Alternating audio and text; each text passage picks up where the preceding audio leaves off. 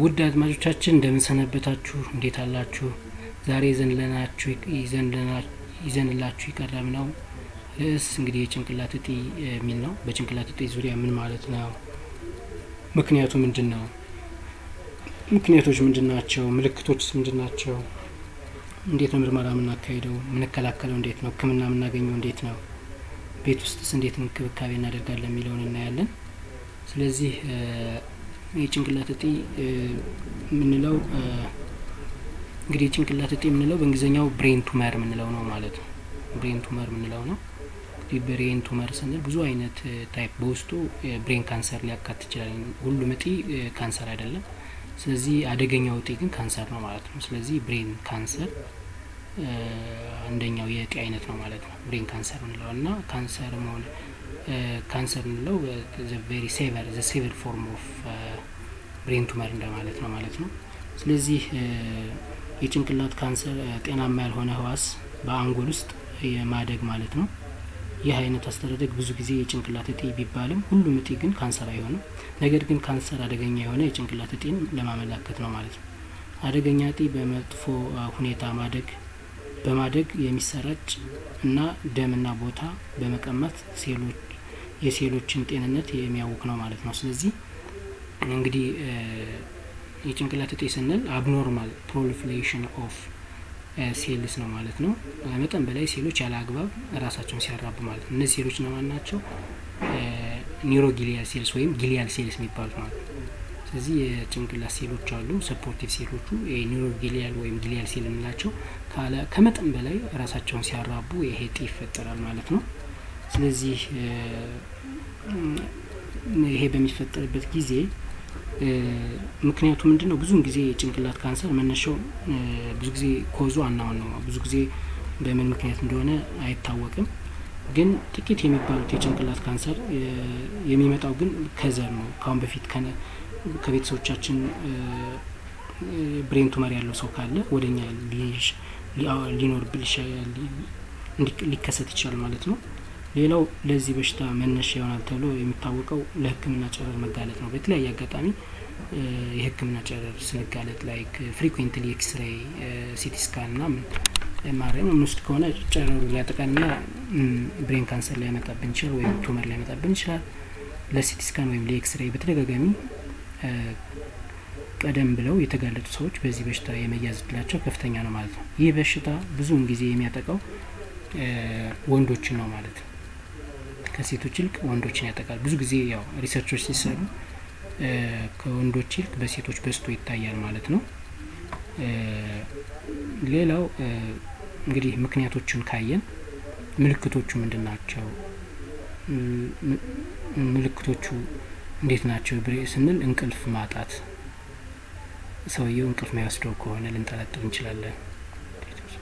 ሌላው ጠዋት የሚከሰት ራስ ምታት፣ ጠዋት ላይ በጣም ራስ ምታት መኖር፣ የእጅ ወይም እግር መታዘዝ አለመቻል፣ ኃይል ያለው ማስመለስ፣ ማሽተት አለመቻል፣ መስማት አለመቻል፣ ማየት አለመቻል፣ ግራ መጋባትና የባህሪ ለውጦች መታየታቸው እነዚህ አሁን እነዚህ የምናያቸው ናቸው። እነዚህን ካየን ልንጠራጠር እንችላለን ማለት ነው። የጭንቅላት እጢ ሊኖር ይችላል ብለን መጠራጠር አለብን። ግን ዋናው ማረጋገጫው ግን ምርመራ ስናካሄድ ነው። ምን አይነት ምርመራ ነው የምናካሄደው የሚለው እናያለን። ስለዚህ ሁሉም የጭንቅላት እጢዎች ካንሰር አይደሉም ማለት ነው። ሆኖም ግን መለስተኛ የጭንቅላት እጢዎች ከካንሰር ጋር ተመሳሳይ የሆነ ምልክቶች ሊያሳዩ ይችላሉ ማለት ነው። ስለዚህ ከዚህም በተጨማሪ የታወቀው የጭንቅላት ካንሰር ምልክት የራስ ህመምና የሚጥል በሽታ በሚባለው መያዝ ነውና ብዙ ጊዜ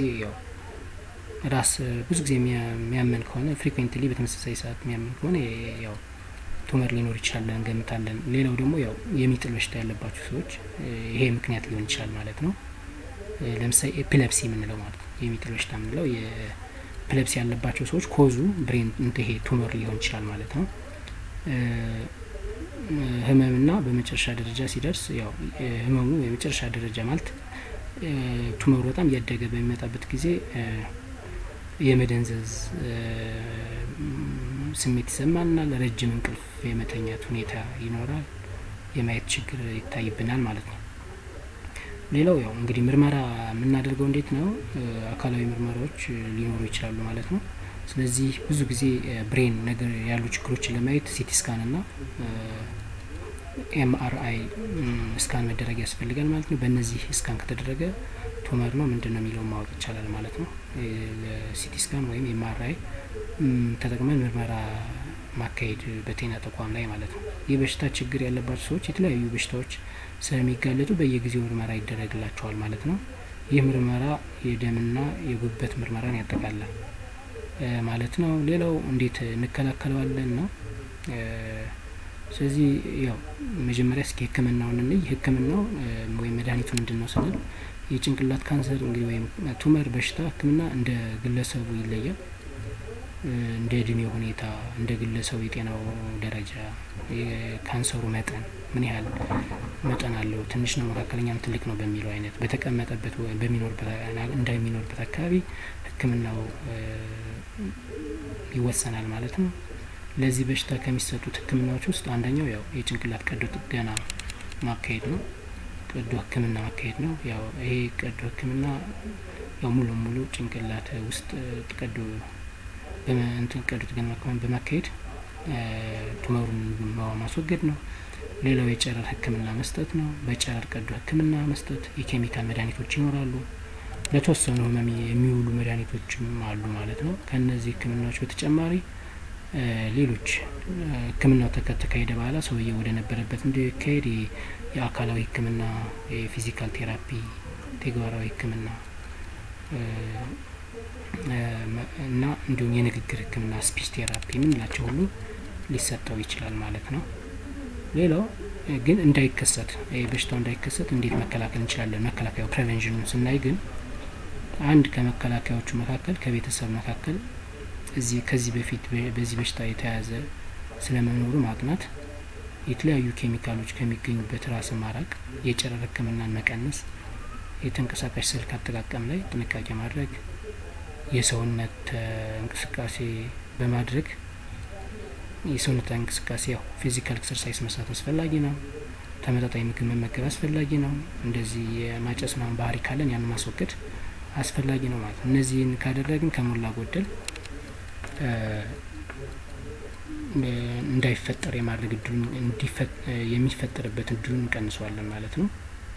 ይሄን ይመስላል። ስለዚህ በቤት ውስጥ እንዴት ሰውየው ቢኖርበት ይሄ ጭንቅላት እጢ ወይም ይሄ ብሬን ቱመር የምንለው ቢኖርበት ምን እናደርጋለን ስንል የጭንቅላት ካንሰርን በተመለከተ የጤናውን ሁኔታ የሚከታተል ባለሙያ ከታማሚውና ከቤተሰቦቹ አባላት ጋር መወያየት አለበት ማለት ነው። ስለዚህ ከተደረገለት በኋላ አንድ ቋሚ ባለሙያ ፎሎ የሚያደርገው የሚከታተል ያስፈልጋል ማለት ነው።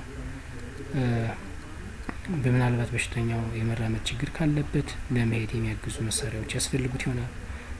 እንግዳ ማረፊያ ውስጥ ተኝቶ የሚታከምበት መንገድ ማመቻቸት፣ እዛው ሆኖ እንዲታከም የማድረግ፣ ለበሽተኛው መባባስ ምክንያት የሆኑት እንደ ቬንቲሌተር ወይም ደግሞ ማቀዝቀዣ ነገሮችን ከአካባቢው ማራቅ ያስፈልጋል።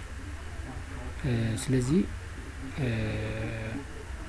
ያው ሰውየውን በቅርብ ርቀት የቅርብ ሰው አብሮት በመሆን አስፈላጊ ነገሮችን ማሟላት ያስፈልጋል ማለት ነው።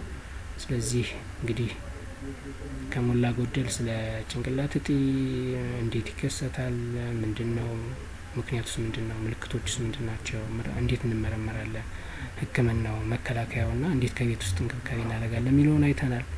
ስለዚህ ውድ አድማጮቻችን በሌላ ጊዜ በሌላ ርዕስ እስክንገናኝ በዚሁ እየተሰናበትን ለወደፊቱ የምንለቃቸው በተለያየ ርዕስ ዙሪያ የምንለቃቸውን ቪዲዮዎች እንዲደርሷችሁ ላይክ፣ ሼር እንዲሁም ሰብስክራይብ ማድረጉትን አይርሱ። ስለዚህ ሰብስክራይብ ቻናላችን ስላደረጉልን እናመሰግናለን። ስላዳመጡን ከልብ እያመሰግን ደህና ሁኑ እንላለን። እናመሰግናለን።